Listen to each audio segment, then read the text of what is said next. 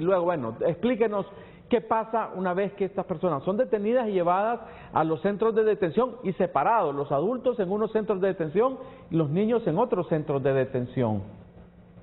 Claro que sí, va a depender del caso en específico. En algunas circunstancias, los padres y los niños corren con mayor suerte y son liberados a la vez y juntos para seguir con su proceso en corte de inmigración, pero de forma libre, sin estar detenidos en un centro de detención. Hay otros casos un poco más extremos donde el niño está solo, sin el padre, y si ese niño tiene algún familiar inmediato, se podría intentar que liberen al niño para que viva ya sea con su madre, si el padre está fuera de los Estados Unidos o viceversa, o con un hermano o con una persona mayor que sea familiar de este niño. He visto circunstancias y casos donde los niños se les transfiere a un centro juvenil para que sigan con su caso de migratorio en ese centro de reclusión. Y he visto también casos, esto es importante anotar, muchos casos donde ni siquiera dejan entrar a los niños al país, como primera instancia, ni siquiera los dejan entrar para que puedan seguir con su proceso migratorio dentro del país. Precisamente antes de conectarnos con usted, abogado, estábamos hablando sobre la cantidad de menores de edad que son deportados hacia sus países de origen, ¿verdad? En Honduras, por ejemplo, durante este año 2021 se ha visto un incremento bastante preocupante, más de 30.000, 39.000, decíamos, han sido deportados durante este año. ¿Cómo es este proceso y cómo se determina la deportación y de qué manera se hace, abogado? Claro que sí. Cuando uno está enfrente de un juez de inmigración, en una corte de inmigración, la persona tiene la responsabilidad de informarle al juez que hay un beneficio que existe para que esta persona pueda, pues, obtener la legalización.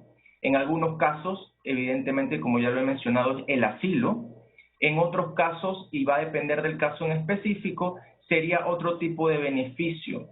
Se me viene a la mente, pues, un tipo de beneficio para niños menores de edad que han sido abandonados por sus padres.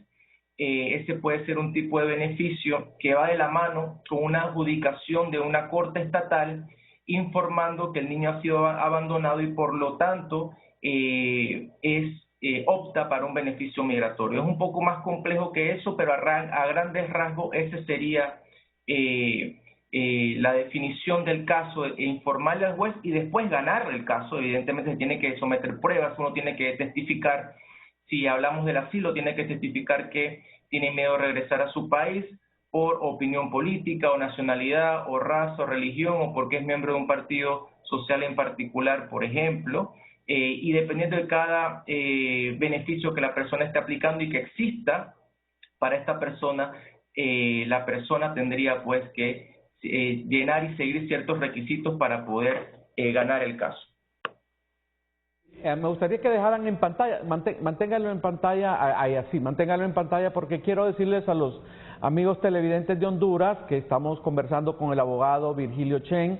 Él es experto en temas migratorios, él está en Miami. Ahí en pantalla, abogado, usted no nos ve, pero en pantalla está apareciendo su teléfono y sus datos de website para las personas interesadas y que necesitan esta asistencia jurídica. Está en pantalla el website del grupo legal con el que está, el que trabaja el abogado Virgilio Chen, que le agradecemos por su tiempo, por su deferencia a estar con el foro de Televisión Azteca esta mañana en un tema que usted comprenderá, abogado, para los hondureños es un tema muy importante. Se calcula entre 800,000 a 1,000,000 de hondureños en Estados Unidos, ya sea de forma legal o de forma de estatus de indocumentado. ¿Cómo está el caso de los Dreamers, abogado? Este tema tan importante que son estos jóvenes, el grupo de jóvenes que nacieron en Estados Unidos, pero que son hijos de inmigrantes indocumentados y que pues están ahí en un gran litigio que ya ha durado realmente muchos años. pidiendo pues la nacionalización de estos muchachos que están ya en la universidad. Yo creo que a estas alturas ya muchos ya se graduaron, etcétera. ¿Cuál es el estatus que está? Porque es un tema que ha durado demasiado tiempo y la verdad pues nacieron en Estados Unidos, pero el problema es que son hijos de inmigrantes indocumentados. Abogado Chen, se nos cuenta sobre el caso de los Dreamers. Bueno, sí, y déjeme hacer una aclaración. No son niños ni personas que nacieron en los Estados Unidos. Son personas que han venido a los Estados Unidos a una corta y temprana edad. Tal vez entraron sin estatus, tal vez entraron por la frontera o tal vez violaron una visa, pero están en los Estados Unidos sin un estatus legal. Si hubieran nacido en los Estados Unidos, fueran ciudadanos. Los casos del DACA están en estos momentos en litigio en cortes federales. Las personas que han obtenido DACA hasta ahora todavía se están beneficiando de poder renovar su permiso de trabajo. Evidentemente, todavía no se sabe a ciencia cierta qué va a ocurrir con este beneficio. Las alegaciones son que el beneficio es inconstitucional porque fue una acción diferida por el presidente Obama, no pasó por los mecanismos normales de legitimización de legislación por el Congreso y por lo tanto esa es la pugna y el argumento, que el DACA debe ser, no es constitucional, por lo tanto no puede seguir permaneciendo vigente y no podrá seguir beneficiando a las personas que opten por este beneficio. ¿Cuántas personas son, abogados, las que están solicitando este beneficio? Bueno, sí, primero que todo son personas que han estudiado en los Estados Unidos, ya sea en bachiller, secundaria o han estudiado en la universidad, personas que no tienen récords criminales y específicamente felonías, ni tampoco ni tampoco ciertos crímenes menores. Hay que hacer un análisis específico de cada caso. Hay otros requisitos, pero esos son los más importantes. ¿Cuáles son los casos más frecuentes que usted, si nos puede hacer un recuento, abogado Chen, en su bufete, en su experiencia laboral como experto en temas legales migratorios? Usted está ubicado en la ciudad de Miami, donde llegan muchos hispanos, evidentemente. Cuéntenos un poco de su experiencia, del día a día, de los casos y los temas más frecuentes migratorios que a usted le toca lidiar. Sí, bueno, veo en mi oficina se ven muchos asilos y más que todo por la contingencia, por lo que estamos viviendo en la frontera, muchas personas y también lo que se está viviendo en América Latina, muchas personas pues deciden salir de sus países temiendo por su vida. En este caso, pues optan por un asilo. Por lo tanto, en mi oficina vemos muchos asilos, vemos muchas residencias, también muchas aplicaciones, peticiones de ciudadanos a esposa o esposo, a sus hijos menores de 21 años o a sus padres para obtener pues la residencia. También vemos ciudadanías, que ya es un tipo de proceso un poco más normal, si se quiere decir de alguna forma. Vemos también visas U, que son visas para personas que han sido víctimas de crímenes dentro de los Estados Unidos. Esto es muy importante porque las personas tal vez no lo saben. Si una persona, no importa cómo haya entrado al país, con visa, sin visa, por la frontera, por avión, es víctima de un crimen dentro de los Estados Unidos y esta persona reporta el crimen, pues se podría estudiar el caso para que la persona aplique a una visa U, visa para personas que han sido víctimas de un crimen, y este beneficio llevaría a la residencia y después evidentemente a la ciudadanía. Es un beneficio importante, las personas no saben sobre este beneficio y muchas personas que han sido víctimas de un crimen vienen a mi oficina ya cuando han pasado 10 años del crimen, ya es muy difícil intentar obtener la visa. Por lo tanto, es importante que la audiencia sepa que hay un beneficio pues para víctimas de crímenes dentro de los Estados Unidos. ¿Cuáles son los errores más frecuentes que cometen los indocumentados una vez que están dentro de Estados Unidos? Cosas que usted le debe recomendar en este minuto: no hagan tal cosa cuando están ahí en esa condición, en ese estatus de indocumentado. ¿Qué cosas no deben hacer, abogado Chen? Primero que todo, no mentir a las autoridades migratorias, decir e intentar decir siempre la verdad, porque esto puede afectar un posible caso de migración, si es que existe. Segundo, ver a un abogado para que le haga una consulta. Lo que usted le diga al abogado es confidencial, para que le haga una consulta para ver y analizar el caso, y más que todo en estos momentos, en esta coyuntura, donde las leyes de inmigración están siendo cambiantes, en el sentido de que todos los días, bueno, no todos los días, pero las leyes están cambiando recurrentemente y las personas no saben si existe ahora un beneficio, tal vez algo que no existía hace 6 meses, ahora sea un beneficio que pueda, valga la redundancia, beneficiar a esta persona. Por lo tanto, es importante ver a un abogado de inmigración que lo pueda guiar para saber por lo menos si existe algo para poder beneficiar, me refiero al estatus migratorio de esta persona. Evidentemente, no cometer crímenes como violencia doméstica, tampoco manejar bajo estado de alcoholizado, digámoslo así, intentar mantener una conducta intachable dentro de los Estados Unidos, porque a la larga esto podría ser beneficioso. Bueno, usted mencionaba también, abogado, uno de los temas importantes que son también una de las principales causas de migración, que es la reunificación familiar. ¿Cuál es el proceso que debe seguir una persona que se encuentra indocumentada en los Estados Unidos o que todavía esté en el proceso para legalizarse y llevar a su familia hasta este país? Y si es un trámite oneroso, abogado, y más o menos cuánto tiempo tardaría. Sí, va a depender, y voy a tratar de explicarlo a grandes rasgos, es mucho más que esto, pero para que se entienda el concepto, va a depender quién está pidiendo a quién. Unos. Normalmente es un ciudadano americano pidiendo o a su hijo o hija menor de 21 o a su cónyuge o a sus padres. Y también va a depender dónde está la persona, el beneficiario, dónde está, si está fuera de los Estados Unidos o dentro.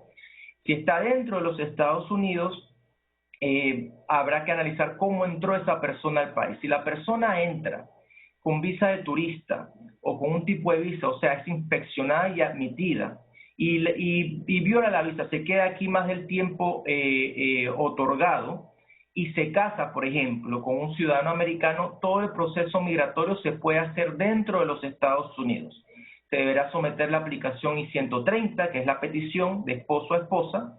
Se deberá someter la aplicación I-485, que es el ajuste de estatus para poder obtener la residencia dentro de los Estados Unidos. Una vez se someten estos documentos, esta persona va a ser llamada a una entrevista donde se tendrá que comprobar la veracidad de ese matrimonio y que es un matrimonio genuino y verdadero. Como ya lo sabemos, se puede llegar a cometer o se ha cometido muchos fraudes de personas que en realidad no están casadas y únicamente se casan para obtener un beneficio migratorio. Ese es el caso tal vez un poco más general. En el caso de una persona que esté fuera de los Estados Unidos, se conduce y se hace todo esto por medio del Departamento de Estado y de la Embajada de los Estados Unidos del lugar donde esta persona reside. También se somete la I-130, que es la petición pues familiar pidiendo a su cónyuge en este caso, y la persona tendrá que ir a una entrevista con un oficial consular en la Embajada de los Estados Unidos de ese país. Esos son los casos tal vez un poco más generales. Espero no estar perdiendo a nadie y que me estén siguiendo porque es mucha información. Pero el caso que también, y uno de los casos que también me gustaría mencionar porque son importantes y son recurrentes, los veo mucho aquí en mi oficina, pues tenemos muchos casos como este, son de las personas que han entrado a los Estados Unidos de forma indocumentada por la frontera, digámoslo así. Y estas personas, una vez aquí, han estado más de un año sin estatus dentro del país. estas personas, aún casándose con un ciudadano americano, no podrán obtener la residencia dentro del país.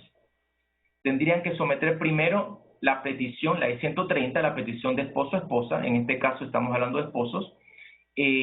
Después se tendría que someter un perdón, el perdón provisional. ¿Y qué es el perdón? Básicamente es una aplicación para que se le perdone a esta persona el tiempo de indocumentado pues, con el que esta persona ha estado en el país. O sea, la persona está diciéndole al gobierno, perdóneme por haberme quedado dentro del país indocumentado más de un año, en este caso. Una vez se aprueba este perdón, a la persona entonces se le transfiere con el Departamento de Estado para que la embajada del país de origen de esta persona le pueda agendar una cita. Esta persona, una vez tiene ya un día de cita agendado, viaja a su país para ver y hacerse una entrevista con un oficial consular. Este tipo de caso es tremendamente delicado porque en efecto lo que está ocurriendo es que la persona está saliendo de los Estados Unidos para hacer su cita. Y esto conlleva muchos riesgos si la persona ha cometido algún crimen o ha existido alguna irregularidad en el pasado migratorio de esta persona, más que el tiempo sin documentación pues que la persona ha acumulado en el país. Por lo tanto, este tipo de casos es muy importante, como todos los ya mencionados, que las personas estén bien guiadas por un abogado de inmigración. Abogado, espero no haber perdido en la explicación. Muy claro, abogado. Sin duda hay muchas inquietudes. Por ejemplo, yo comentaba con unos amigos recientemente, cuando les comentaba que íbamos a hacer este programa, sobre estas personas que entran y salen frecuentemente de Estados Unidos con visa, ¿verdad? Con visa legal, pero que por razones familiares o por razones de que tienen un pequeño negocio y que van y vienen a Estados Unidos, cuando uno entra le dan, un periodo de tiempo, no sé si son 3 o 4 meses de permanecer legal, pero cuando una persona entra y sale muy frecuentemente de Estados Unidos, alguien me debatía y me decía que le pueden cancelar la visa por, no sé, por algún tipo de situación legal. ¿Sucede eso? Que una persona viaja cada 2 meses a Estados Unidos y se está, no sé, 1 semana, 2 semanas, 3 semanas, ¿ese ir y venir es legal o conlleva algún tipo de riesgo legal, abogado? Claro que sí. Lo primero y para partir es que la visa de turista es eso, una visa de turista. Básicamente la persona tiene que tener la intención de venir a los Estados Unidos de forma temporal y no de forma permanente. Si la persona obtiene una visa de turista con la intención previa de, una vez entrar al país, quedarse de forma permanente, la persona está incurriendo en un fraude migratorio. Es difícil de comprobar, pero sí sería un fraude migratorio bajo las leyes de los Estados Unidos, de inmigración de los Estados Unidos.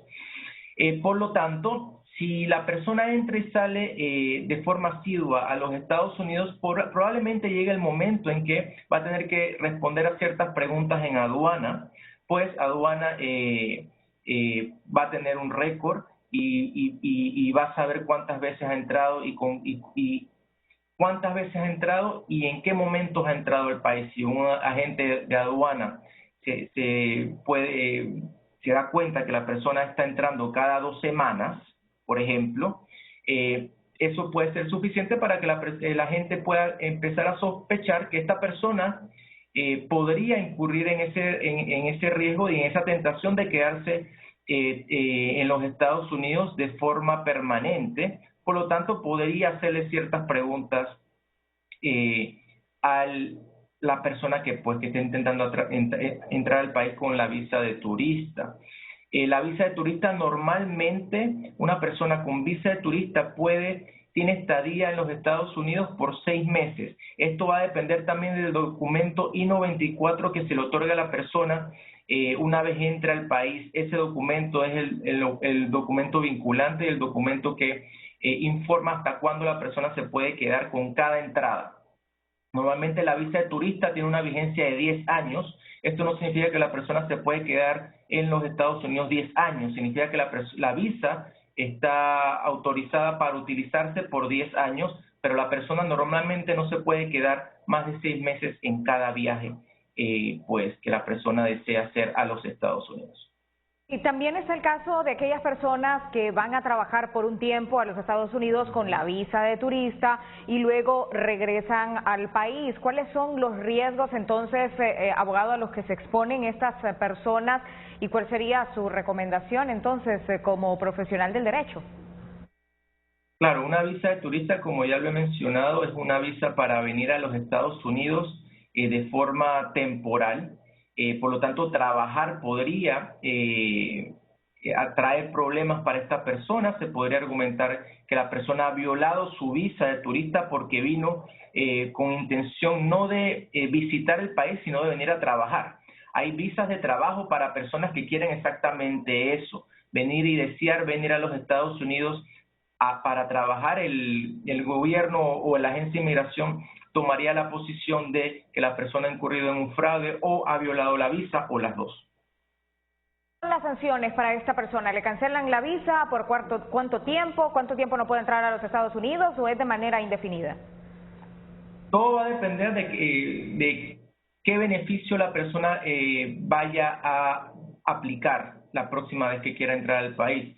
Normalmente, si a la persona le viola la visa y el Departamento de Inmigración o el gobierno de los Estados Unidos toma cuenta de esto, la persona se le va a hacer cuesta arriba poder volver a pedir una visa de turista en el futuro, por ejemplo, pues esto queda en los documentos, en el archivo migratorio de esta persona.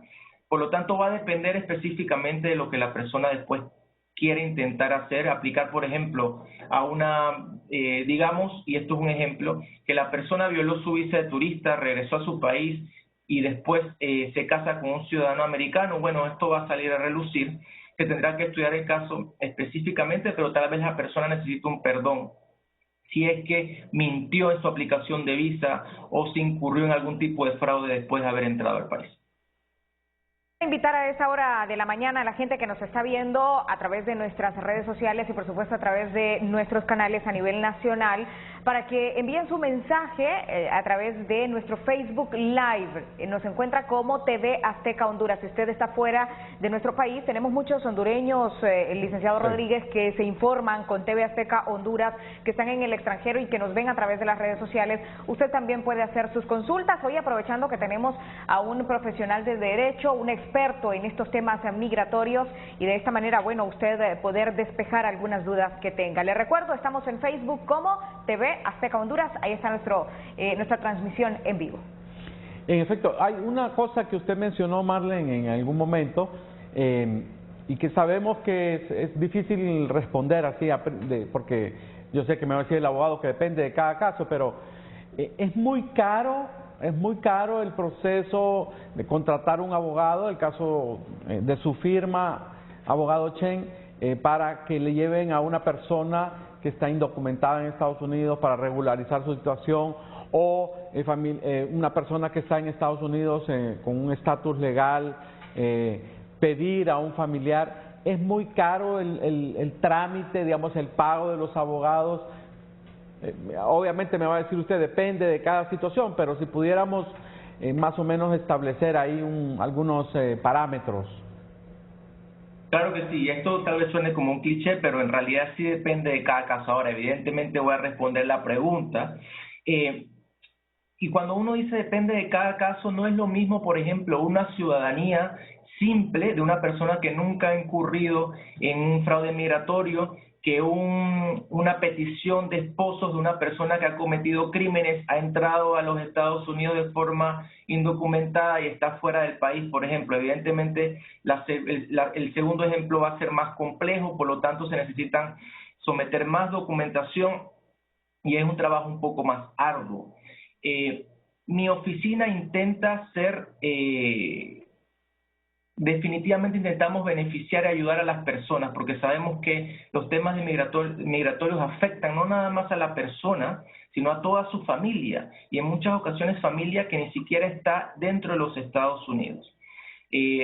Evidentemente, en mi oficina damos arreglo de pago, ayudamos para que la persona pueda pagar su caso.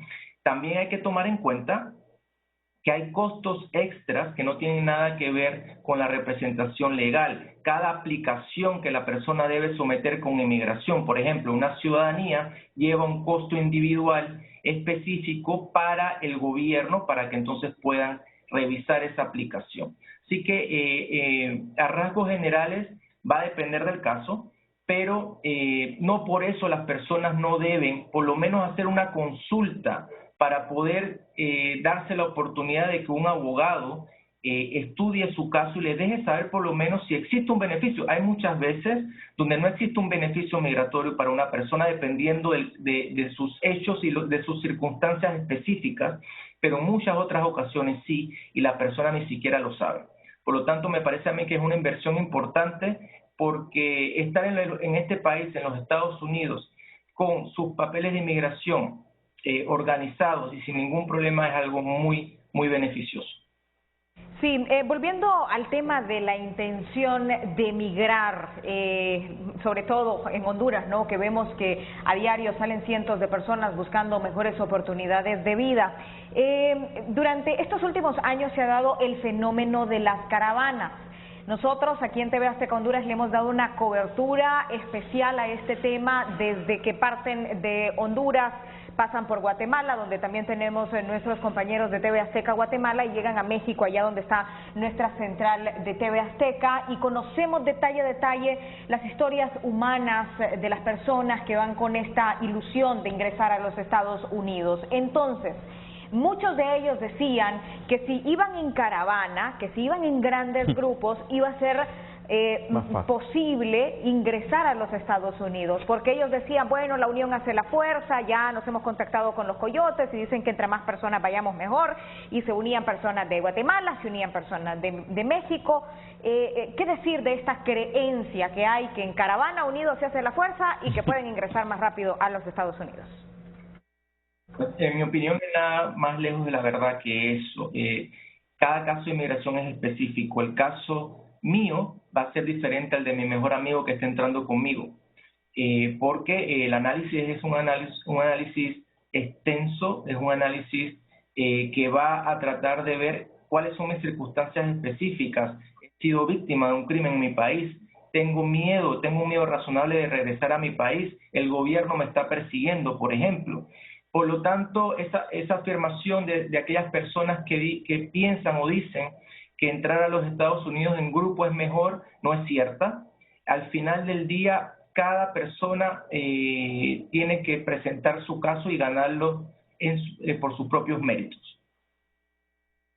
Un trámite individual, netamente. ¿Y qué condiciones, abogado Chen, qué condiciones, hablando de inmigrantes indocumentados que están viviendo hoy en Estados Unidos, qué condiciones le favorecen, aparte de tener un récord limpio respecto a no cometer alguna falta legal, aparte de eso, me imagino yo, bueno, tener un empleo, no sé, ¿qué condiciones ve usted cuando se presenta un indocumentado y le dice, mire, yo quiero regularizar mi situación, quiero una residencia? ¿Cuáles son esas condiciones, aparte del récord criminal limpio?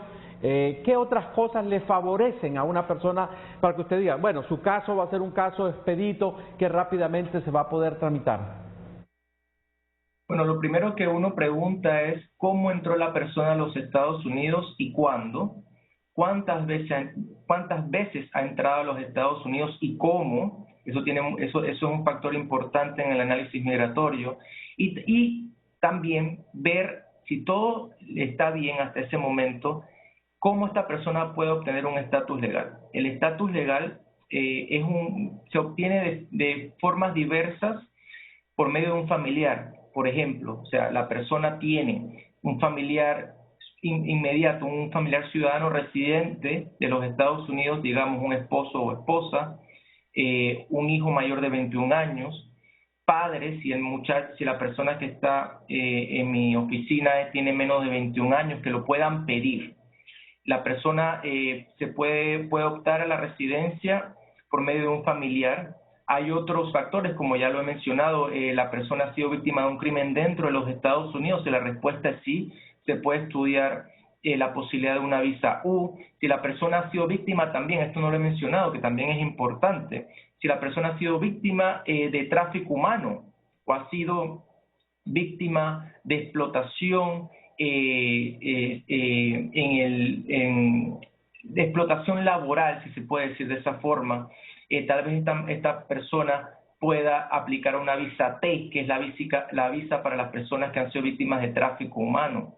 Si la persona, por alguna razón, antes del 2001 o mucho antes de eso, alguien había sometido una petición para esta persona, también se podría ver desde ese punto de vista un posible beneficio. Va a depender, pero como bien lo has dicho, lo más importante, o por lo menos para empezar el análisis migratorio, tal vez lo más esencial es que la persona no haya cometido un crimen grave. Y si lo ha cometido, ¿qué ocurrió? Hay posibilidades de poder volver a reabrir ese caso para que ese crimen sea no afecte a la persona en su caso migratorio. Todo va a depender. La persona aplica, un ejemplo, para TPS. La persona aplica para otro tipo de acción diferida. Hay muchos factores, hay muchas circunstancias y de eso va a depender el posible beneficio.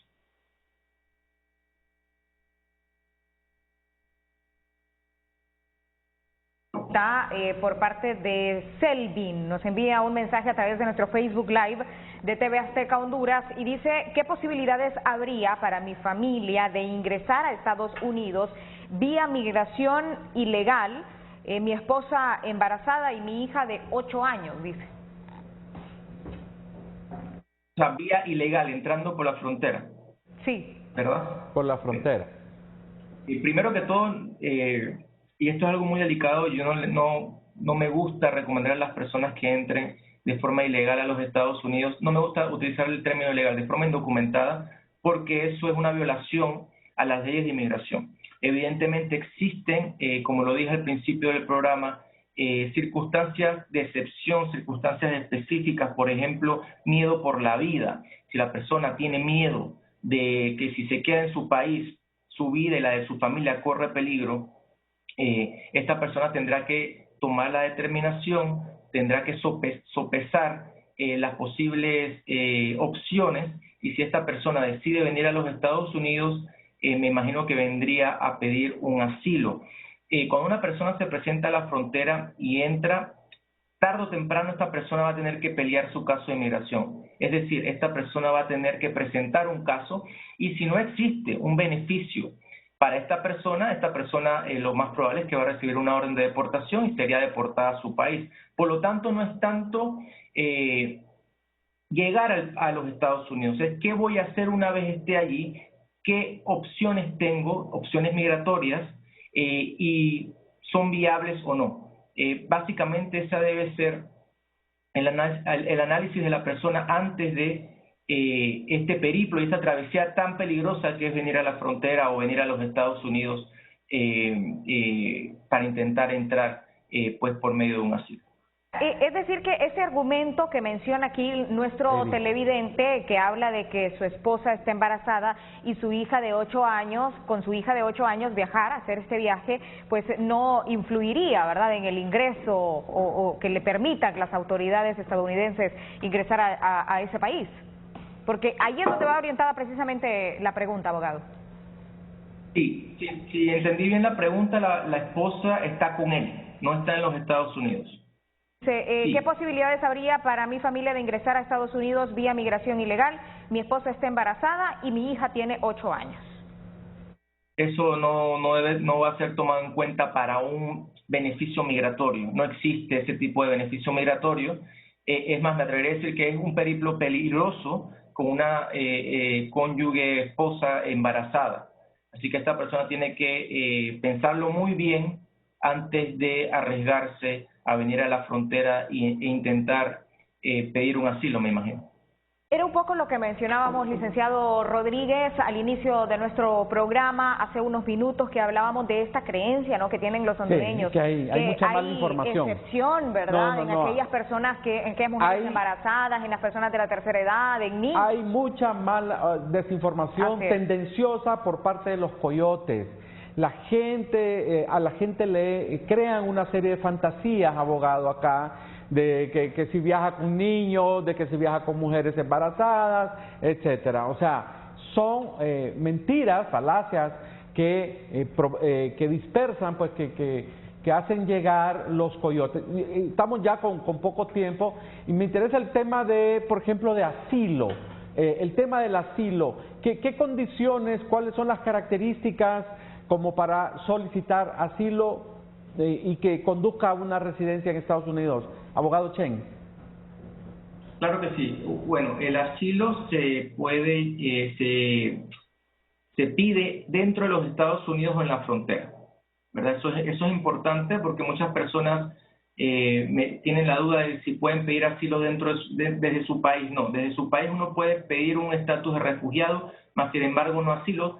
Tienen muchas coincidencias los dos beneficios, pero no son específicamente iguales. Una vez la persona pide asilo, la persona tiene que demostrar que ha sido víctima de persecución en su país o que tiene un miedo fundado de que si regresa a su país va a ser víctima de persecución o de cosas peores, miedo a que sea asesinada, por ejemplo, torturada. Pero eso no es suficiente. La persona tiene que argumentar y se tiene que comprobar que la razón por la que esta persona tiene miedo de regresar a su país o por la que esta persona va a ser perseguida o ha sido perseguida es porque la persona es miembro de una de estas 5 categorías.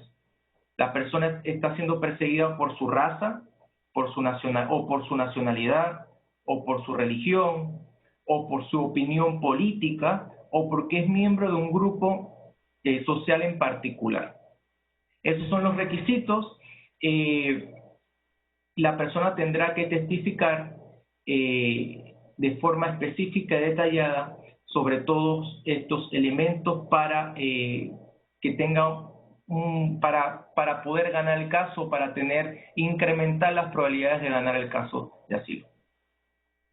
Que ya estamos finalizando aquí con este espacio. Bueno, disculpe que le interrumpa, Marlene, porque a los amigos televidentes están viendo en pantalla los teléfonos y el website del abogado Vigilio Chen. Ahí está el website biglawgroup.com y el teléfono en Estados Unidos lo están viendo en pantalla para las personas interesadas en que tengan un familiar, etcétera, que estén pensando en ir a Estados Unidos y bueno, tener un tema migratorio. El abogado Chen tiene pues su bufete en Miami, en el estado de la Florida. Así que lo hemos estado presentando ahí porque pues es importante. Así es, licenciado Rodríguez. Tenemos aquí una consulta precisamente sobre eso que usted menciona, sobre familiares en los Estados Unidos. Dice, tengo entendido que tengo familiares en Estados Unidos que nacieron allá y quisiera saber cómo puedo optar a una residencia, dice. No los conozco y no sé dónde están. Ok, buena pregunta. Ok. Lo más importante aquí es entender que no cualquier familiar, o sea, un tío ciudadano no puede pedir a su sobrino. Ese tipo de peticiones no existe. Estas son las peticiones de familiares inmediatos. Si un ciudadano americano puede pedir a su esposa o esposo, puede pedir a sus hijos menores de 21 años, puede pedir a sus padres si el ciudadano tiene más de 21 años. Hay otro tipo de peticiones que son las peticiones preferenciales. Estas peticiones se demoran más porque hay un tiempo de espera. No hay visas disponibles, por lo tanto las personas tienen que esperar después que esta petición es aprobada. Pero para las peticiones inmediatas, son inmediatas en el sentido de que nada más se demora el tiempo de proceso, 6, 7, 8, 9 veces a veces. Está tomando un poco más de tiempo en algunas situaciones por la pandemia. En este caso, la pregunta que hay que hacerle a esta persona es, ¿qué familiar tienes en los Estados Unidos? Si no lo conoce o no los conoce, puedo tender a pensar que es un familiar lejano, tal vez no sea ni un padre, ni un esposo, ni un hijo. Sí, bien, abogado, Bien. queremos agradecerle por habernos acompañado esta mañana y dilucidar algunas de las dudas que hay sobre ese tema migratorio. Gracias, abogado Chen, por su compañía. Claro que sí, un placer. Muchas gracias. Gracias, muchas gracias. Bien, importante este tema de hoy, licenciado Rodríguez. Sí. Y bueno, nosotros culminamos y el tiempo no nos da para más. Gracias, licenciado Rodríguez. Gracias, hasta mañana. Continúe usted con la señal de TV Azteca Honduras. Feliz día.